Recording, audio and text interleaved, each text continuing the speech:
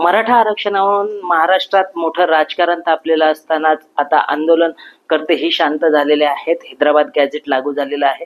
त्यावरच नागपूरचे भोसले घराण्याचे राजे आहेत आपल्यासोबत. मुदोजी राजे भोसले सर, काय सांगाल आपण? मुख्यमंत्र्यांना भेटलात, त्यांना एक पत्रही लिहिलं आहे. कशा संदर्भातलं ते पत्र आहे, काय आहे त्याच्यात?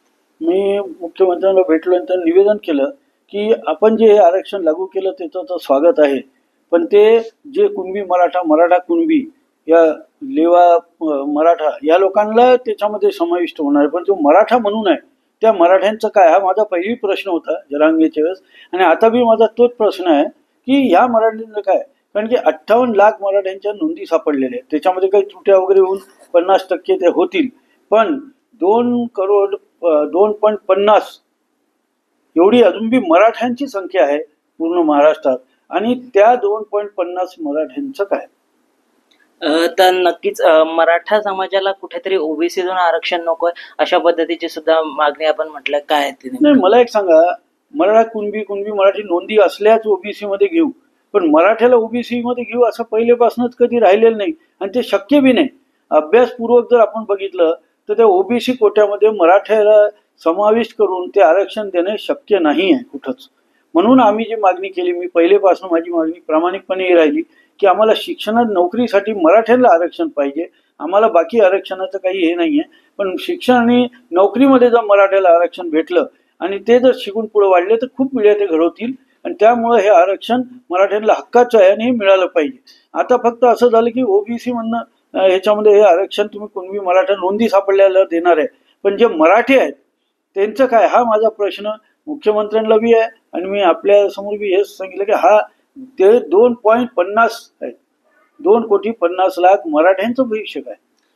सर, 2,50,00,000 काल आपण मुख्यमंत्र्यांसोबत चर्चा सुद्धा केली. नेमकी काय चर्चा केली या सगळ्या आरक्षणावरून, काय सांगा? मी हीच चर्चा केली त्यांना की मी निवेदन दिलं की आपण हे जे केलेलं आहे याला आमच्या शुभेच्छा आहेत. जरांगेच्या त्या आंदोलनाला बी शुभेच्छा आहे, आपण जे केलं त्याला शुभेच्छा आहे. पण हे जे उर्वरित 2.50 मराठी आहे ह्यांचा काय, ह्यांचा प्रश्न काय, ह्यांचा प्रश्न कसा सोडवणार आहे याबाबत मी त्यांच्याशी चर्चा केली आणि त्यांना मागणी केली की ह्या मराठ्यांचा आपण विचार करावा आणि शिक्षणामध्ये नोकरीमध्ये त्यांना आरक्षण आपण वेगळं द्यावं.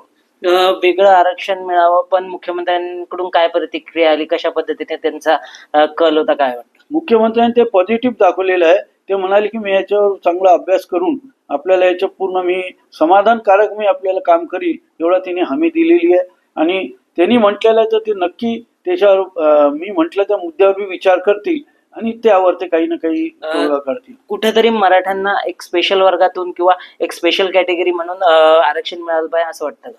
हो, मराठ्यांना एक स्पेशल म्हणून मिळालं पाहिजे, कारण की याच्यामध्ये पूर्ण महाराष्ट्र समाविष्टच होणार नाही. हा प्रश्न तसाच राहिलेला आहे.